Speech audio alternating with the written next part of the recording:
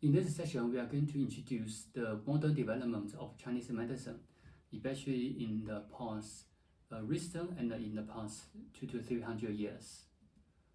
无医会讲 is the earliest medical journal. Wu is the states of Wu. Although the entire China, this is entire China, and this part, the southeast, in the old times belonged to the kingdom of Wu. That's why these people, these Chinese there, they still sometimes consider them as Wu's population. That's why this book says Wu Yi. Yi is the daughter. So it says the daughter of Wu states. Hui means they gather together, 讲 means discussion. So this is a medical journal, 1792 AD to 1801 AD. He successfully published 11 volumes of the journal, with a total of 94 articles by 41 authors. So this journal became the earliest journal in medicine in China. This journal also contributes to the further development of Chinese medicine. For instance, previously we discussed the development of Wang diseases from Ye Tianshi. Ye Tianshi, the article that also of the Wang disease from Ye Tianshi also published in this journal.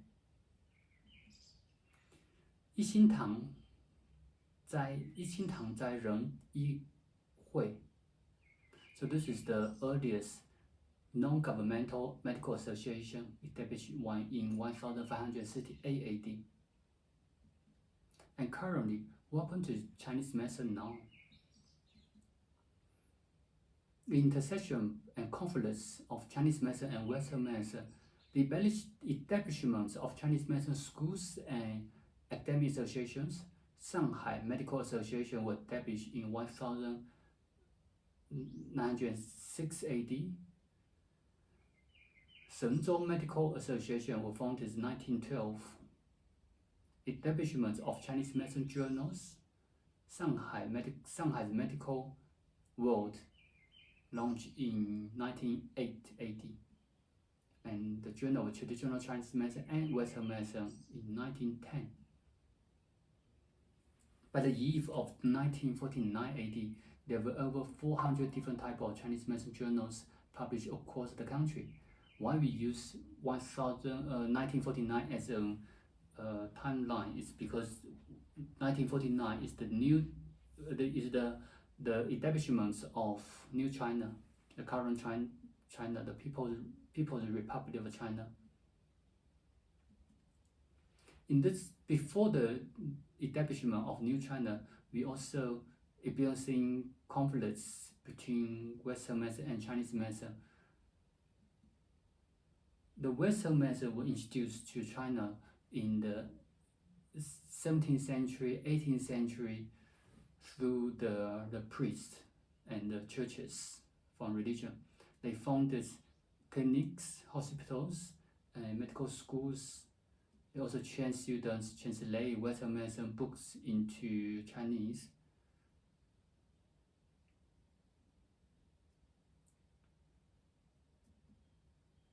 So at that time, you can see the pioneers of integration of Chinese medicine and Western medicine.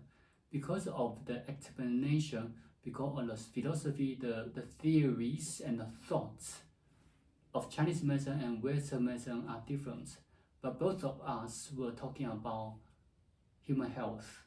So there are some practitioners, the pioneers, they try to integrate Chinese medicine with Western medicine, because the two groups of practitioners, they need to communicate since today.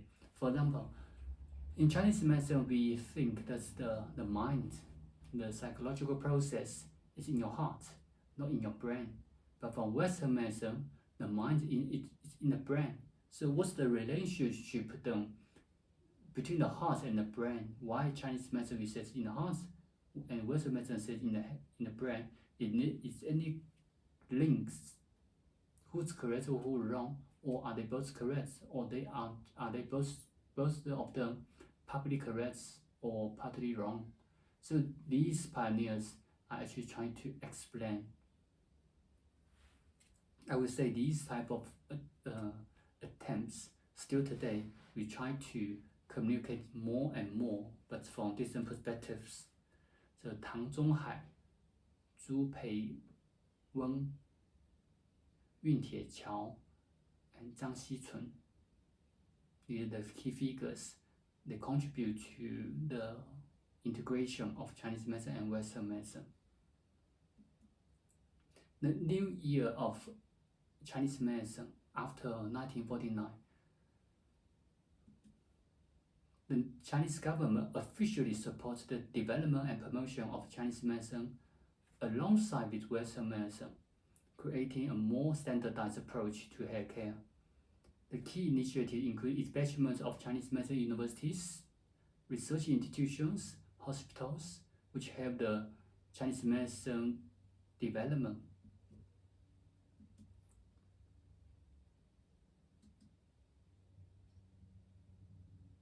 The integration of Chinese medicine with modern science and research technology begins an effort to validate traditional practice through clinical trials and scientific studies. Chinese medicine textbooks, training programs, and academic journals were developed and foster education and scholarly exchange. This period, after 1949, we also saw the increasing global recognition and application of Chinese medicine. Nowadays, of the world's more than 194 countries accept Chinese medicine, also including acupuncture, and Chinese medicine and acupuncture have been practiced in all these countries. Policies. The new China was established in 1949, and the first National Health Work Conference was held in 1950. In this conference, the government emphasized that the clause emphasized the focus on serving workers and farmers, emphasized the principle of prevention first in healthcare, as you can see here, prevention, advocated for the integration of Chinese medicine and Western medicine to enhance the delivery of healthcare. In 1982, the revised charging law passed by the Fifth National People's Congress formally stimulated in Article 21 of the Constitution that the development of modern medicine and Chinese medicine should be pursued. To further promote the development of Chinese medicine, the National Administration of Chinese Medicine was established in 1985 to oversee and manage the advancement of various aspects of Chinese medicine. So this institution is directly related to the Chinese central government. Clinical practice. Before 1980s, at the township level and village level, medical organizations across the country primarily practice Chinese medicine in their clinics, and general hospitals at or above the county level typically include Chinese medicine and acupuncture departments, where a significant number of Chinese medicine practitioners contributed to medical care. By 1980s, most counties and cities nationwide had established Chinese medicine hospitals, and all Chinese medicine hospitals and research institutions had their own affiliated medical facilities.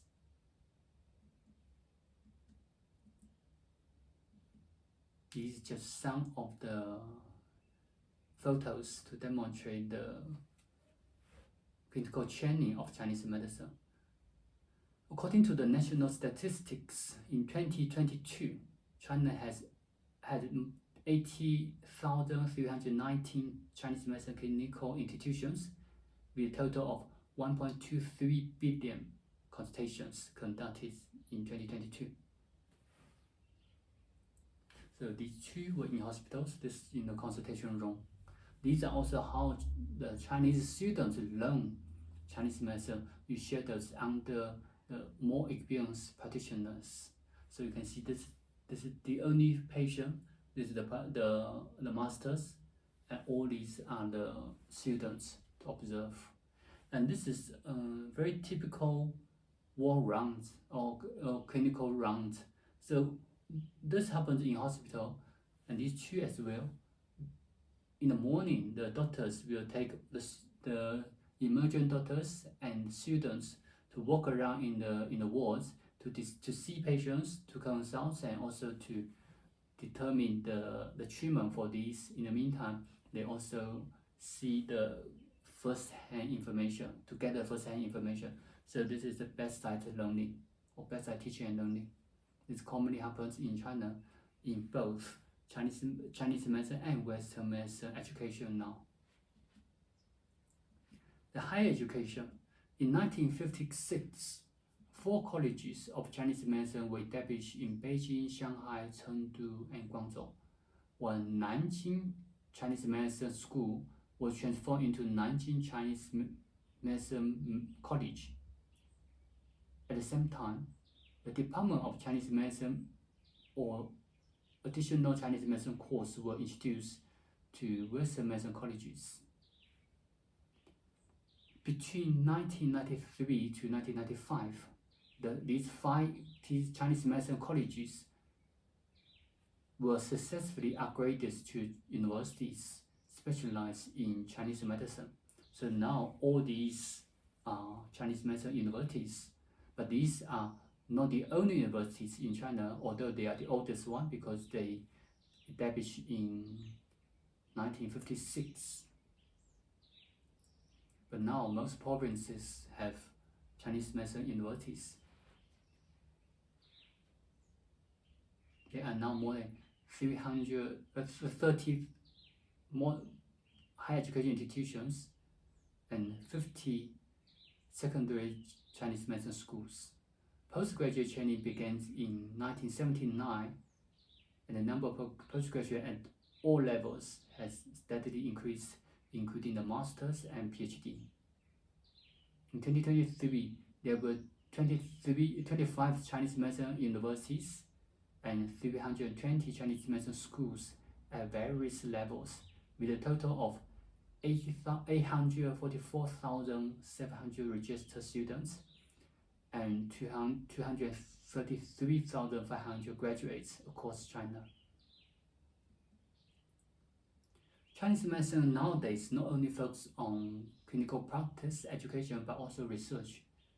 We try to promote scientific research in Chinese medicine. There are more than 60 Chinese medicine research institutions, with numerous private research institutions also contribute through the specialized practitioners and researchers, including both public and private. For instance, in these 2 photos, the top one was from Fujian University of Chinese Medicine. In this photo, you can see that they cause spatial capture. What they were doing is the patient was sitting there, and then the high tech, for example, the cameras came to catch your facial complexion, to catch your tongue appearance, and also they ask you to count 1 to 10 to catch your voice, and then also these techniques to take your pulse. And then from all these techniques, the AI, the technology, will give you a general report of your health condition and give you advice. And this has been implemented in hospitals as well as research. So this is not only in labs. Also in China nowadays, what they in the hospital, what they were doing, they also promote games, integrating the recovery, the practice with modern technology. For example, they encourage playing games for recovery. They were once in 2023. I visited the Fujian University of Chinese Medicine. I see the patients in the hospital. They were playing video games for recovery. For example, for stroke patient, they ask you to sit on the machine.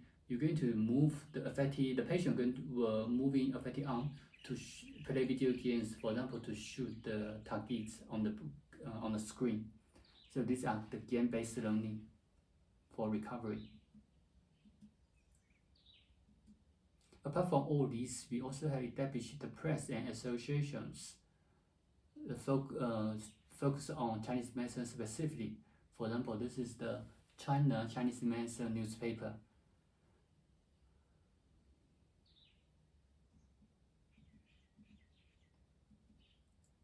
In 2016, the law of the People's Republic of China on traditional Chinese medicine was established. And these just some photos from Fujian University of Traditional Chinese Medicine. This university, we also have collaboration since 2021. So we established in-depth collaboration with between the Fujian University of Chinese Medicine and the University of Johannesburg. We also send students to these universities, to their affiliated hospitals. This photo I took in December 2024, so just a few months ago. This is the VC of the Fujian University of Traditional Medicine. This is the registrar of the Adult Health Council. We visited the Fujian University and also their hospitals. This is the 4th Marine Silk Road Forum held in Fujian 2024. In this Marine Silk Road, we represent South Africa to attempt, and then there were more than 6 countries, participants from 6 countries, more than 300 in-person conference, and more than 7,000 participants online in this conference. When you see Silk Road, you also can see that this is the continuous development from the history of the Silk Road. Chinese medicine is not only popular in China now, it also in all over the world. As you can see here, in China, in Europe, in Singapore, in Harvard's medical school, we are here, South Africa and British, they all have different regulations, different associations to recognize, to regulate the practice of Chinese medicine and or acupuncture.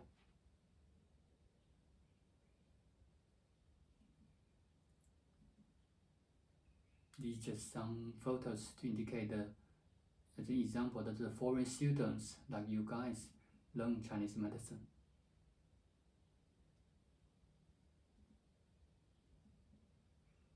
These also just a few photos to illustrate the current most common facilities of Chinese medicine practice and hospitals in China. So these are the hospitals, consultation room, the wards, and these are the photos from the museum. Lastly, in South Africa, we also have a Chinese medicine museum situated at the University of Johannesburg.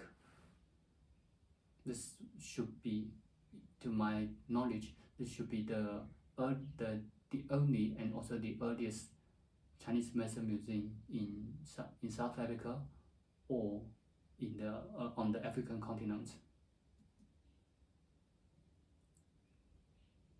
So lastly, let's go back to, this is the full discussion of the development of Chinese medicine. We started from the beginning, thousands of years ago until today. What makes Chinese medicine unique? Let's go back to the question.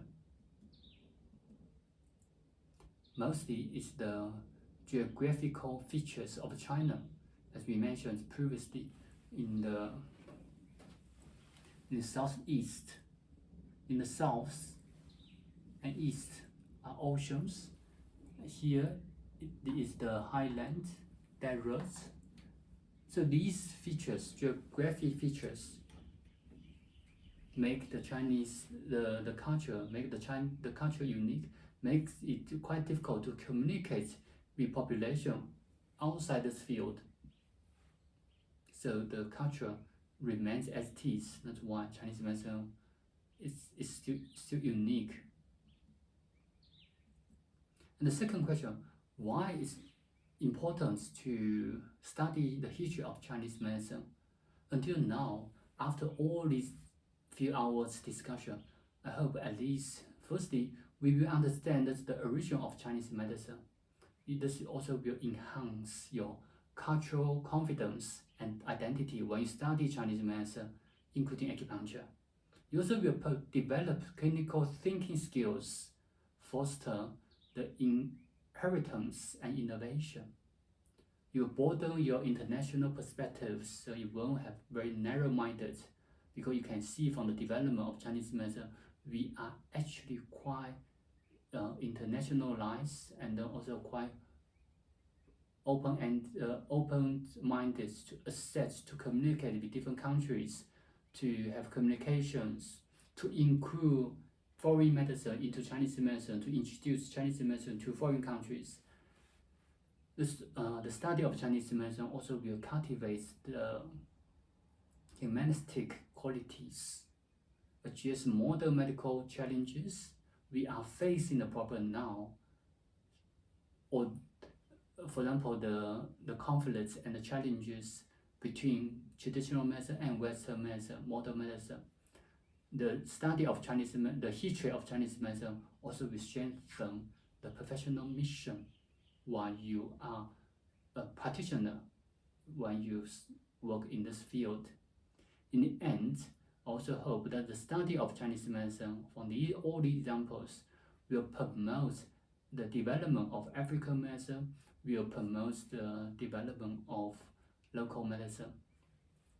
So for instance, as I mentioned previously, to investigate the local medicinal plants, to investigate the local Chinese herbal medicine.